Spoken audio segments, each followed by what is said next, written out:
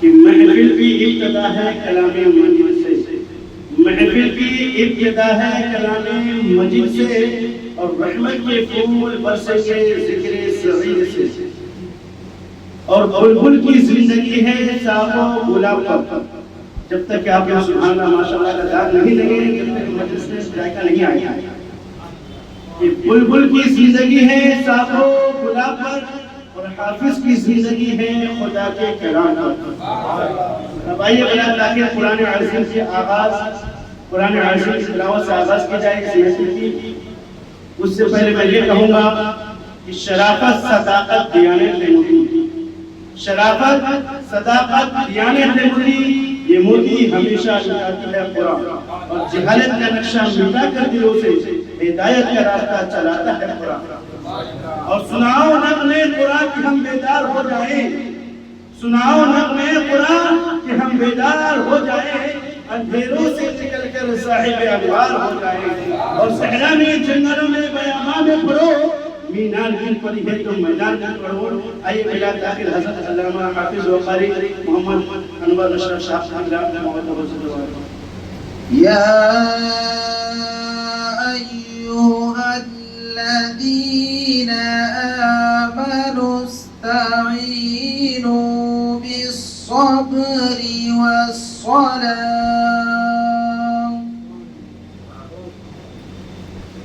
ان اللہ مع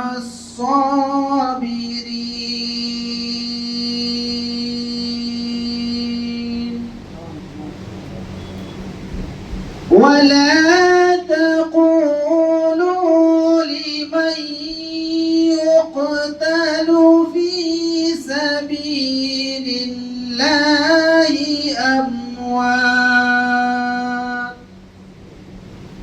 بل أحياء ولكن لا تشعرون ولنبلونكم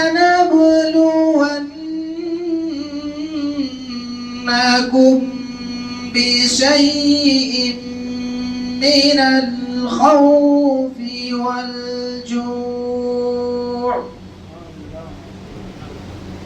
والجوع ونقص من الأموال والأنفس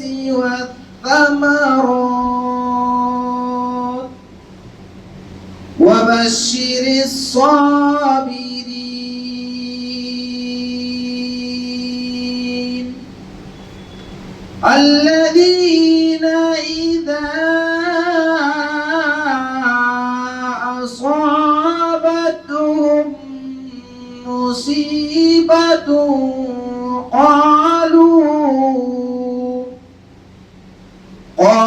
قالوا إنا لله وإنا إليه راجعون قالوا إنا لله وإنا إليه راجعون صدق الله العظيم۔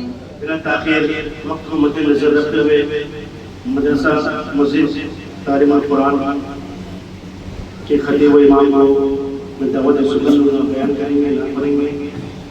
اس شعر کے ساتھ خطابت کی دنیا پہ ہے حکمرانی، خطابت کی دنیا میں ہے حکمرانی، دلوں کو جگاتی ہے سحر بیانی، فدا ان کی تقریر پر ہو یقیناً، فدا ان کی تقریر پر ہو یقیناً، گلوں کی تبسم کلی کی جوانی۔ اب بلا تاخیر آئیے حضرت حسن نمور حنزی سے بیان کریں گے، آپ لوگ اور کام کر کر سنیے۔ عرض و معروف سے کلام الامام کلام کے بنا اشعار فرمائے۔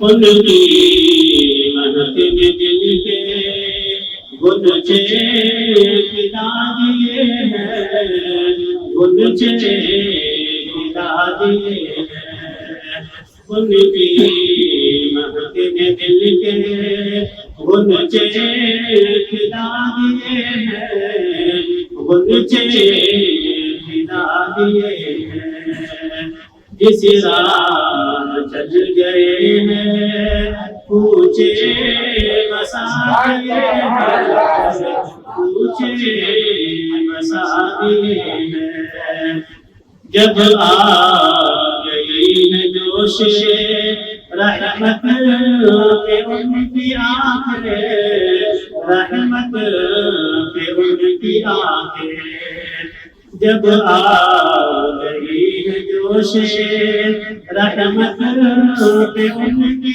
آنکھیں، رحمت پہ ان کی آنکھیں، جلتے بجھا دیے ہیں، روتے ہنسا دیے ہیں، روتے ہنسا دیے ہیں، ان کی نمک نے دل کے غنچے کھلا دیے ہیں، غنچے کھلا دیے ہیں، اور اللہ کا جہنم اب بھی نہ سرد ہوگا، اب بھی نہ سرد ہوگا، اللہ کا جہنم اب بھی نہ سرد ہوگا، اب بھی نہ سرد ہوگا، رو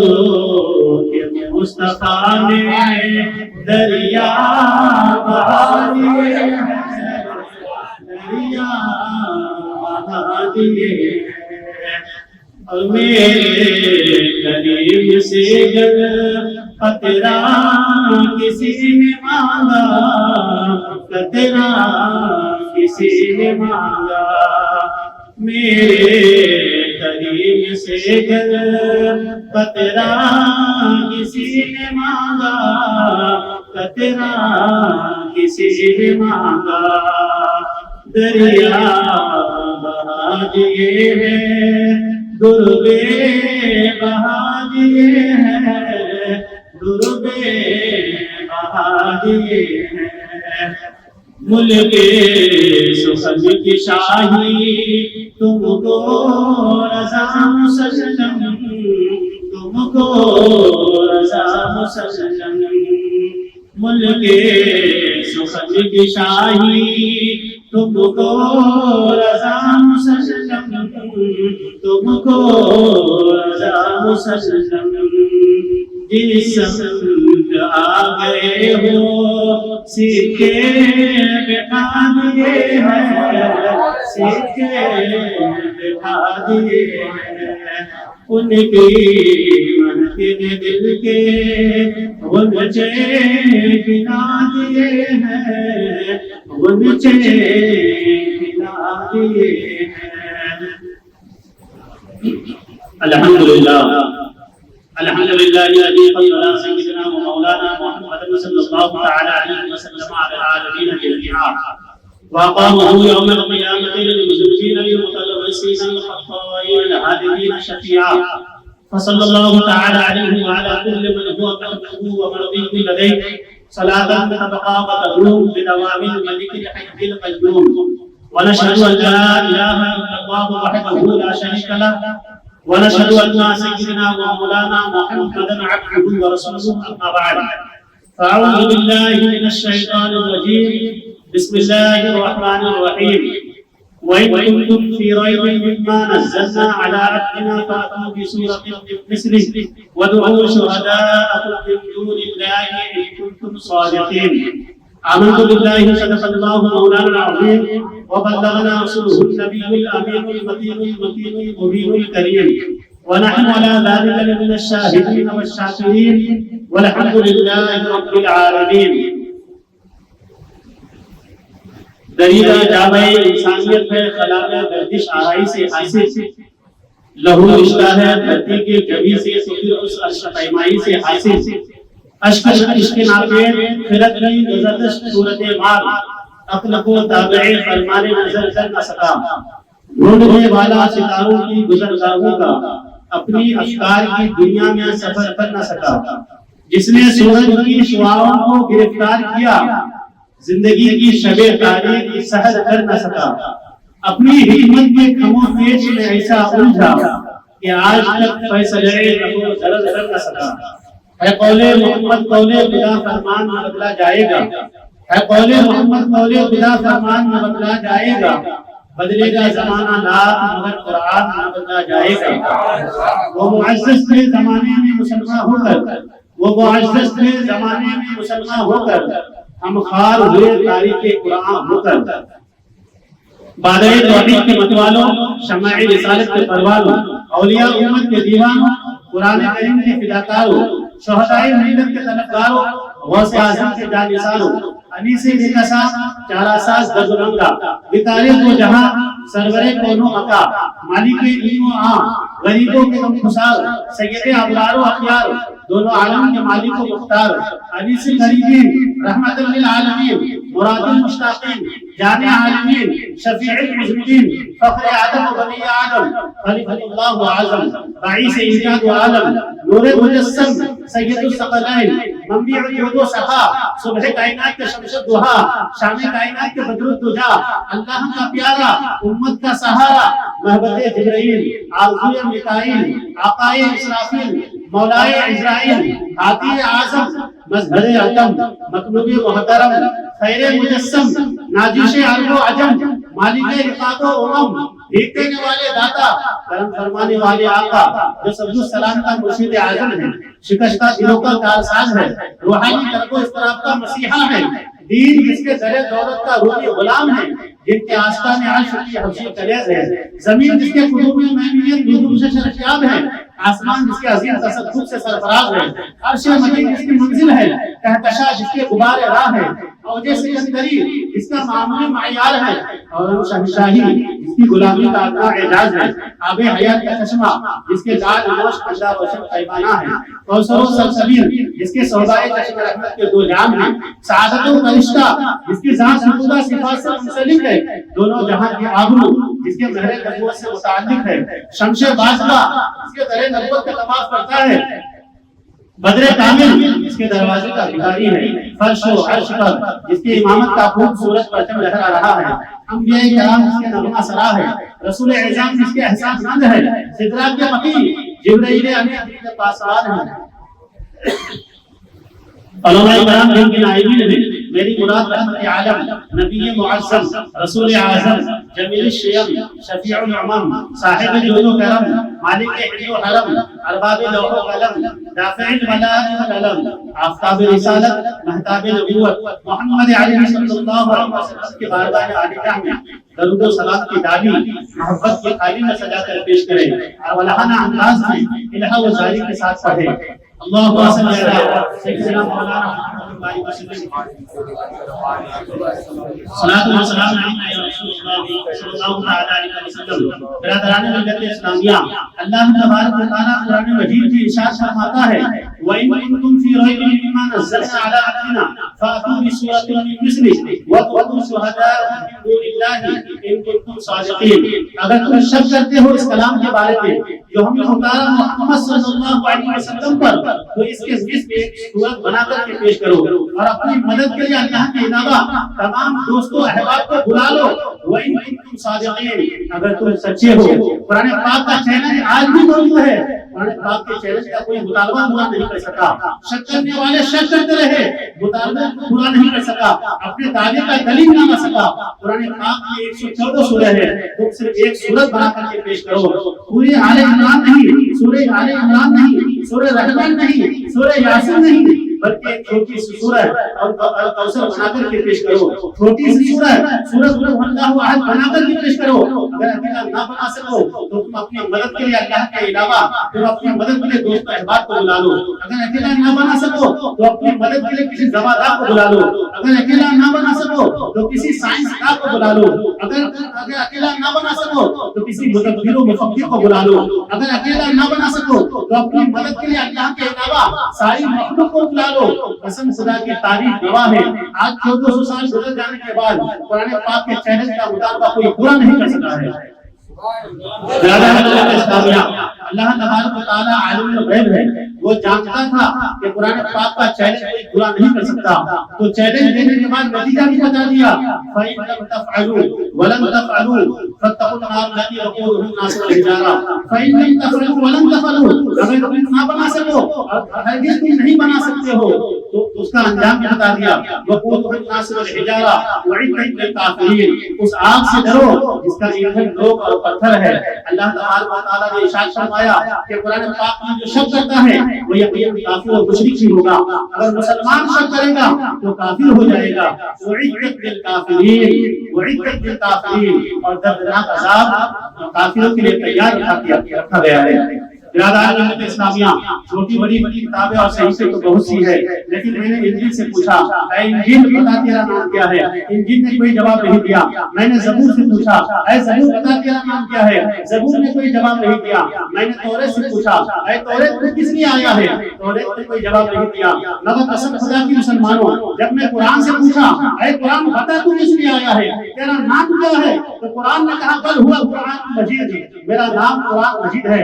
پھر میں نے قرآن سے پوچھا، اے قرآن کس کے جانب سے آیا ہے؟ تو قرآن نے کہا تنزیل من رب العالمین، میں رب تبارک و تعالیٰ کے پاس سے آیا ہوں۔ پھر میں نے قرآن سے پوچھا، اے قرآن کس کے پاس آیا ہے؟ تو قرآن نے کہا نزل علی محمد صلی اللہ علیہ وسلم، میں نبی کریم صلی اللہ علیہ وسلم پر نازل کیا گیا ہوں۔ پھر میں نے قرآن سے پوچھا، اے قرآن کس لیے آیا ہے؟ تو قرآن نے کہا ہدی للناس، میں لوگوں کی ہدایت کے آیا ہوں۔ پھر میں نے قرآن سے پوچھا، اے قرآن کس مہینے میں نازل کیا گیا ہے؟ تو قرآن نے کہا شہر رمضان الذی انزل فیہ القرآن، میں رمضان کے مہینے میں نازل کیا گیا ہوں۔ پھر میں نے قرآن سے پوچھا، اے قرآن تو دین میں آیا ہے یا رات میں آیا ہے؟ تو قرآن پوچھتا ہے اے سائل تو پوچھتے ہو کہ میں دین میں آیا ہوں یا رات میں آیا ہوں؟ تو سنو انا انزلناہ فی لیلۃ القدر، میں لیلۃ القدر میں آیا ہوں۔ پھر میں نے قرآن سے پوچھا، اے قرآن تو کس کے جانب سے آیا ہے؟ تو قرآن نے کہا تنزیل من رب العالمین، میں رب تبارک و تعالیٰ کے پاس سے آیا ہوں۔ جس طرح ہمارے نبی تمام نبیوں میں افضل اعلیٰ ہے، اس طرح یہ کتاب تمام کتابوں میں افضل اعلیٰ ہے۔ غالباً کتاب لا ریب فیہ، یہ وہ مقدس کتاب ہے اس میں کوئی شک و شبہ کی کوئی گنجائش نہیں۔ برادران ملت اسلامیہ، پھر میں نے قرآن سے پوچھا، قرآن آقا کے چہرہ بتا، قرآن کہتا ہے والضحیٰ۔ پھر میں نے قرآن سے پوچھا، قرآن آقا کی زلفیں بتا، قرآن کہتا ہے واللیل اذا سجا۔ پھر میں نے قرآن سے پوچھا، قرآن آقا کے دانت بتا، قرآن کہتا ہے یاسین۔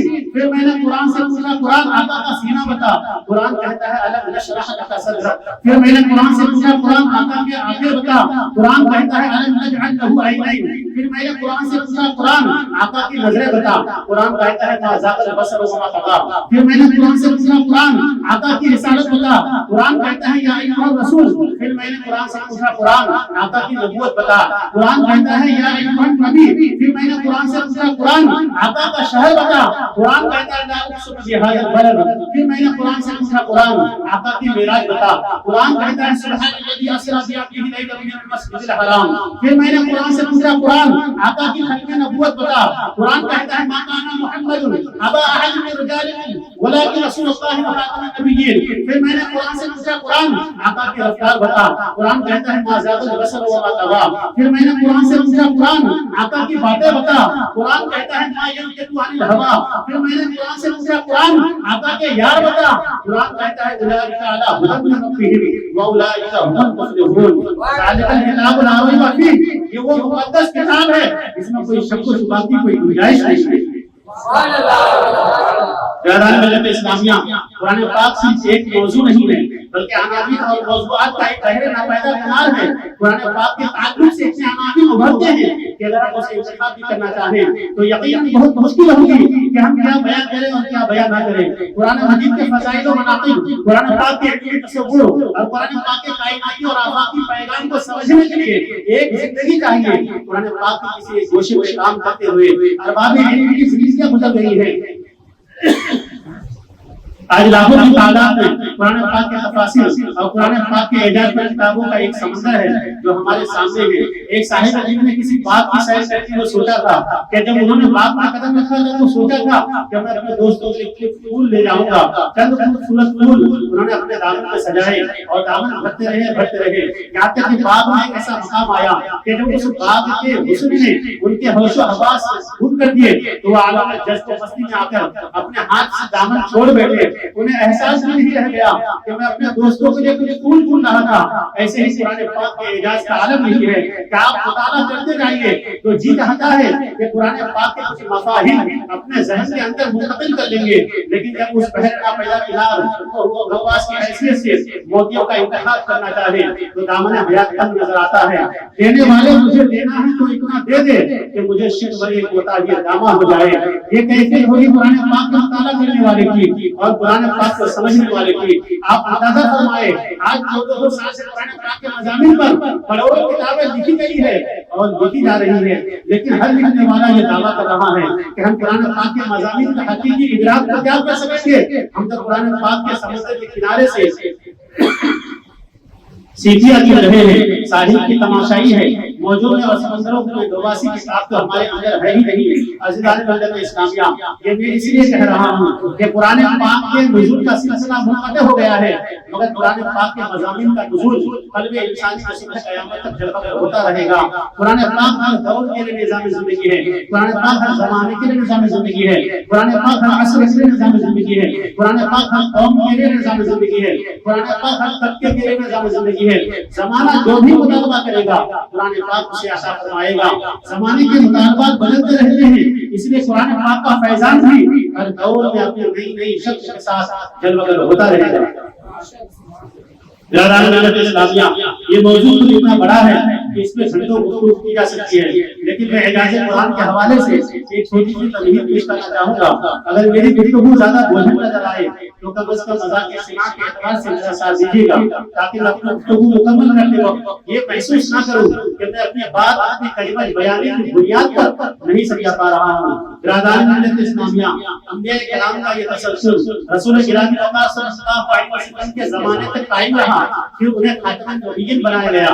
سوال یہ پیدا ہوتا ہے کہ سرور کائنات صلی اللہ علیہ وسلم کے بعد انبیاء کرام تشریف کیوں نہیں لائے گئے؟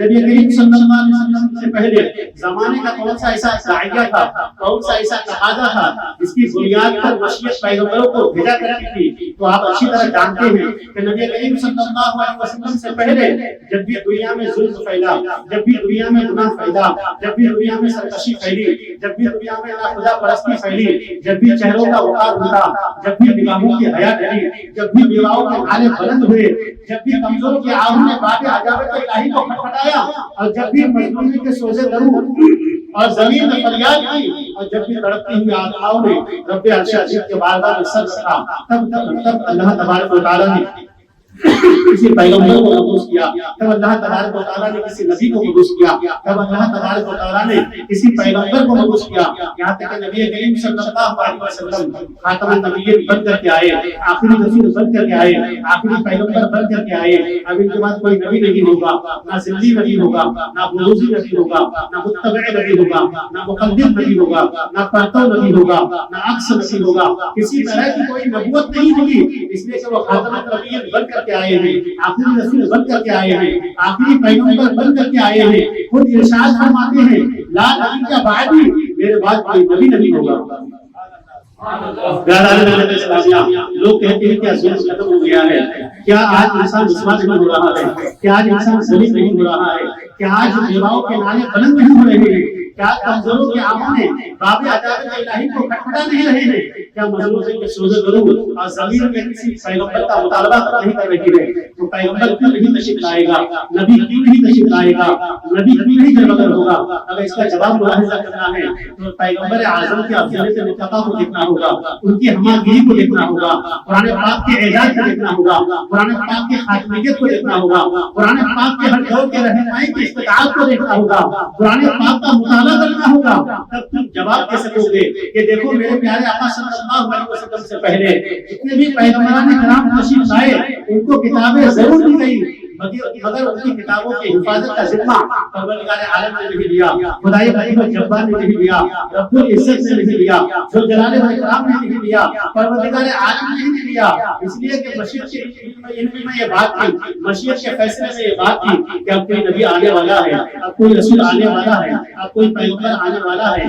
اگر توریت بدل دی جائے تو زبور آ جائے گی، اگر زبور بدل دی جائے تو انجیل آ جائے گی، اگر موسیٰ کا مذہب زندہ نہ رہا تو داؤد آ جائیں گے، اگر داؤد کا نظام زندہ نہ رہا تو عیسیٰ آ جائیں گے، اگر یہ بھی نہ مکمل رہا تو صحف کام دیتے ہوئے نظر آئیں گے۔ اس لیے نہ نبی کی زندگی کو بچائی گئی اور نہ نبی کی کتاب کو بچائی گئی۔ اس لیے لوگوں نے اپنے اپنے دور کے مطابق، اپنے اپنے عصر رجحانات کے مطابق، اپنے اپنے فکر ناتمام کے مطابق اور اپنے اپنے ناتمام کے مطابق اپنے اپنے کتابوں میں ترجمے اور تبدیلیں کر لی۔ مگر جب پروردگار عالم نے یہ فیصلہ کیا کہ اب جو کتاب جائے گی اس کے بعد کوئی کتاب نہیں آئے گی، اب جو پیغمبر جائے گا وہ اتنا عظیم ہوگا کہ اس کی تقدیم کے بعد یہ دکان ہی بنا دوں گا۔ رخ مصطفیٰ ہے وہ آئینہ، کیا ویسا دوسرا آئینہ نہ ہماری چشم خیال میں نہ دکانیں آئینہ ساز میں۔ نعرہ تکبیر، نعرہ رسالت، ملت اسلامیہ جب مشیت نے فیصلہ کیا کہ میں آخری نبی بھیجوں گا، آخری رسول بھیجوں گا، تو آخری نبی اور آخری رسول کے خاتمیت پہ مہر تصدیق سب کرنے کے لیے ذمہ لے لیا کہ اب تک کتابوں کو تم بچاتے رہے ہو، اب قرآن کو میں بچاؤں گا اور کس قدر خوش و انداز سے بچاؤں گا۔ سنو، انا نحن نزلنا الذکر وانا لہ لحافظون، بلا شبہ ہم نے نازل فرمایا ہے، الذکر معرفہ کے ساتھ جمع کا صیغہ استعمال کیا گیا ہے، ہم نے نازل فرمایا ہے اور ہم ہی اس کی حفاظت کرنے والے ہیں۔ ایک آیت کریمہ میں اتنی تاکیدات جمع کر دی گئی ہے، اتنی عظمتیں جمع کر دی گئی ہے، اسلوب کی اتنی عظمتیں جمع کر دی گئی ہے، میں دعوے کے ساتھ کہہ سکتا ہوں کہ دنیا کا کوئی بھی زبان اس آیت کریمہ کا ترجمہ نہیں کرے گی۔ انا نحن نزلنا الذکر وانا لہ لحافظون، بلا شبہ ہم نے نازل فرمایا ہے اور ہم ہی اس کی حفاظت کرنے والے ہیں۔ جب کوئی جلال بیان ہوتا ہے تو ابنا فرماتا ہے اور اس کی لحن میں تاکید اس کے ساتھ ہے۔ نزلنا الذکر، نزلنا باب تفعیل سے الذکر یہاں بھی معرفہ کر دیا گیا ہے تاکہ کوئی مجہول خبر شامل نہ ہو جائے، کوئی غیر حقیقت معروف شامل نہ ہو جائے۔ کامن ناؤن نہیں بلکہ پراپر ناؤن استعمال کیا گیا ہے تاکہ ذکر کی تعبیر نہ کی جائے، کوئی شبہات پیدا نہ ہو جائے۔ اگر نقرہ ہوتا تو شبہات پیدا ہو جاتے، اگر نقرہ ہوتا تو تائید میں بڑی دشواری ہوتی۔ اے محبوب، تم تو معرفتوں کی جان ہو، اس لیے جو تمہیں کتاب دی جائے گی وہ سرساپا معرفہ ہوگی، اس لیے تمہیں اور تمہاری امتوں کو نکارتوں کی وادیوں میں نہیں بلکہ معرفتوں کے سرحدوں سے گزارنے کا فیصلہ کیا میں نے۔ انا نحن نزلنا الذکر وانا لہ لحافظون، انا بلا شبہ ہم نے لہو لام کی تاکید کے ساتھ اور ہاتھا مرجان متعین کر دیا گیا، پھر لام استعمال کیا گیا، لحافظون جمع کا صیغہ استعمال کیا گیا ہے۔ اللہ اکبر، حفاظت کا کتنا حسین وعدہ کیا گیا ہے، کتنا حسین وعدہ کیا گیا ہے۔ کتنی تنقیدیں کرو گے تم قرآن پر، کتنے اعتراضات کرو گے تم قرآن پر۔ قسم خدا کی میں قرآن پاک کا ایک معمولی سے طالب علم ہوں، میں تمام باطل قوتوں کو چیلنج کرتا ہوں کہ لے آؤ اپنے اعتراضات، میں تارے القبوت کی طرف بکھیر دوں گا۔ اس لیے کہ میں جانتا ہوں کہ ہم نے زمانے کے نفس پہ حق رکھا ہے، ہم زمانے کے اندر پیدا ہونے والے تغیرات کو پہچان رہے ہیں، ہم زمانے کے اندر کا جائزہ لے رہے ہیں۔ غریبوں بے بسوں مظلوموں غریبوں بے بسوں مظلوموں خستہ کام صحیح، ہم ہی حیات کو دیں گے پیام آزادی۔ پیاران ملت اسلامیہ، ہمارے موجودہ حالات کو نہ دیکھو بلکہ قرآن پاک کے اثر انگیزی کو دیکھو، قرآن پاک کی تاثیر کو دیکھو۔ آج بھی دنیا کے مفکرین قرآن کے سامنے سر جھکا رہے ہیں اور اسلام قبول کر رہے ہیں۔ نہ جانے کتنے بڑے بڑے مفکرین اور سائنسداں قرآن پاک کے سامنے سر جھکا رہے ہیں اور اسلام کو قبول کر رہے ہیں۔ آج بھی دنیا میں سب سے زیادہ پھیلنے والا مذہب اسلام ہے، اس لیے کہ اسلام جب کہ ہر وادی میں اسلام کو کچلنے کی کوشش کی گئی ہے، اس لیے کہ اسلام اپنی سچائیوں کی بنیاد پر پھیلا ہے، اسلام قوت سے نہیں پھیلا ہے۔ بہت بڑا اعتراض ہے مستشرقین یورپ کا کہ اسلام تلوار کی بنیاد پر پھیلا ہے۔ میں ان جھوٹوں سے کہوں گا کہ اسلام اپنے نفاذ کی بنیاد پر کبھی بھی تلوار نہیں اٹھائی ہے۔ اسلام تلوار سے پھیلا ہے مگر لوہے کے تلوار سے نہیں بلکہ اخلاق کی تلوار سے پھیلا ہے، کردار کی تلوار سے پھیلا ہے۔ لوہے کی تلوار ہوتی ہے تو باطل پرست کٹا کرتا ہے، مگر اخلاق کی تلوار ہوتی ہے تو باطل کو ایمان کی زندگی مل جاتی ہے۔ ممکن ہے کہ ہم شکست خاطر ہوں گے مگر ہمارا اخلاق زندہ ہے، ہمارا کردار زندہ ہے۔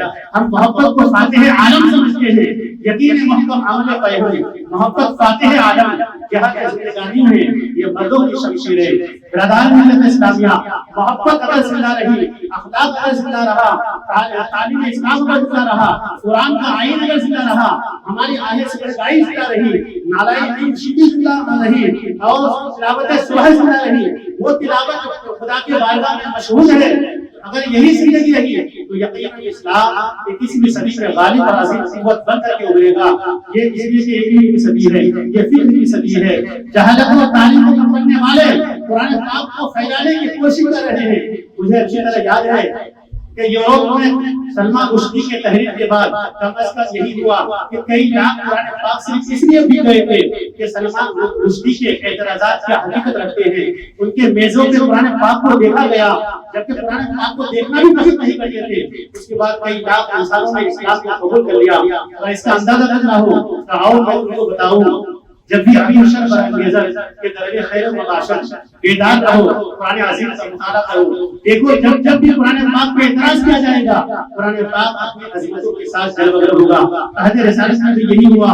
لوگ اعتراض کر رہے تھے، قرآن دلوں کو فتح کر رہا تھا. لوگ اعتراض کر رہے تھے، قرآن دلوں کو چینج کر رہا تھا. لوگ اعتراض کر رہے تھے، قرآن روحوں کو چینج کر رہا تھا. لوگ قرآن ایمان پہ لانے والے کو قتل کرنا چاہتے تھے، قرآن انہیں زندگی دے رہا تھا. اس لیے مسلمانوں گھبراؤ نہیں، اسلام اس لیے مسلمانوں گھبراؤ نہیں. قرآن ایک غالب قوت ہے. شرط یہ ہے کہ قرآن پاک کو سینے سے لگانا سیکھ جاؤ، قرآن کا ادب کرنا سیکھ جاؤ، قرآن پاک کا احترام کرنا سیکھ جاؤ، قرآن کی زندگی میں اپنی زندگی کو گزارنا سیکھ جاؤ، قرآن کے اسلوب حیات بنا لو. پھر دیکھو کتنا عظیم انقلاب برپا پیدا ہوتا ہے. تو میں عرض کر رہا تھا کہ جب پروردگار عالم نے فیصلہ کیا کہ اب کوئی نبی نہیں آئے گا، اب کوئی پیغمبر نہیں آئے گا، تو اس کے لیے مشیت کے لیے ضروری تھا کہ اس کتاب کا تحفظ دیا جائے. اگر کوئی نبی آتا تو نئی کتاب لے کر کے آتا، مگر مشیت کا فیصلہ تھا کہ اب کوئی نبی نہیں آئے گا، اب کوئی رسول نہیں آئے گا، اب کوئی پیغمبر نہیں آئے گا. مگر نظام کی ضرورت تو ہمیشہ رہے گی، قانون کی ضرورت تو ہمیشہ رہے گی، آئین کی ضرورت تو ہمیشہ رہے گی، رسول کی ضرورت تو ہمیشہ رہے گی. اگر نبی کی کتاب بدل دی جائے تو لوگ قانون تلاش کرنے کے لیے کہاں جائیں گے؟ اس لیے پروردگار عالم نے یہ اعلان کیا کہ میں نے اپنے محبوب کو آخری نبی بنا کر کے بھیجا ہے. تو میں یہ بھی اعلان کر دوں کہ اس کتاب میں کوئی ترمیم نہ کی جا سکے گی، کوئی الٹریشن نہیں ہو سکے گا، کوئی چینج نہیں ہو سکے گا، کسی بھی اعتبار سے نہیں، کسی بھی طریقے سے نہیں. نہ باطل پیچھے سے آ سکے گا، نہ باطل آگے سے آ سکے گا. اللہ اکبر، کتنا عظیم انداز ہے. اور آپ نے دیکھا کہ آج تک قرآن پاک اسی شکل صورت میں موجود ہے. نہ کوئی آیت بدلی گئی ہے، نہ کوئی فتح بدلا گیا ہے، نہ کوئی ضمہ بدلا گیا ہے، نہ کوئی وقف بدلا گیا ہے. اور نہ وہ وقف بدلا گیا ہے جہاں سانس بھی نہیں ٹوٹتی اور وقف بھی ہو جاتا ہے. کسی مقام پہ ترمیم جائز نہیں، کسی مقام پہ ترمیم جائز نہیں. اور صرف یہی نہیں کہ قرآن پاک محفوظ ہے، بلکہ قرآن پاک آداب تلاوت بھی محفوظ ہے، آداب قرات بھی محفوظ ہے. جن جن لفظوں کو جس طریقے سے پڑھا گیا ہے ان کو 7 قراتوں میں تقسیم کر دیا گیا ہے. میرے محبوب کی کوئی ادا ایسی نہ ہو جو منتقل نہ ہو سکے نسل و سب. برادران ملت اسلامیہ، یہاں حفاظ کلام بیٹھے ہیں. ہمارے قاری عظیم صاحب بہترین انداز میں قرآن پاک سنا رہے تھے اور ہم لوگ بہترین انداز میں ذوق و شوق کے ساتھ سماعت فرما رہے تھے. ان سے پوچھو تو معلوم ہوگا کہ اللہ تبارک و تعالیٰ نے اشارت النص کے ذریعے سے یہ بات واضح فرماتی ہے، اِنَّا نَحْنُ نَزَّلْنَا الذِّكْرَ وَإِنَّا لَهُ لَحَافِظُونَ. ہم نے اور یقیناً ہم ہی نے اس کو نازل کیا ہے اور ہم ہی اس کی حفاظت کرنے والے ہیں. حفاظت کے لیے حافظ کا کیوں حفاظت کے لیے حافظ کی صفت کا استعمال کیوں کی گئی ہے؟ اس کے علاوہ کوئی صفت اور استعمال نہیں کی گئی. پتا چلا کہ حفاظت کے لیے سب سے بڑا انسٹرومنٹ حافظ کا دل ہوگا. اس لیے کہ توریت پتھروں پہ لکھی جائے گی، توریت رختیوں پہ لکھی جائے گی اور مٹا دی جائے گی، مگر میرے نبی کا قرآن سینوں پہ لکھا جائے گا. نہ اسے مٹایا جا سکے گا، نہ اسے بدلا جا سکے گا. اِنَّا نَحْنُ نَزَّلْنَا الذِّكْرَ وَإِنَّا لَهُ لَحَافِظُونَ. اے قول محمد مولے خدا فرمان بدلا جائے گا، بدلے گا زمان حالات مگر قرآن بدلا جائے گا. باقی دعوت الحمدللہ رب العالمین. السلام علیکم.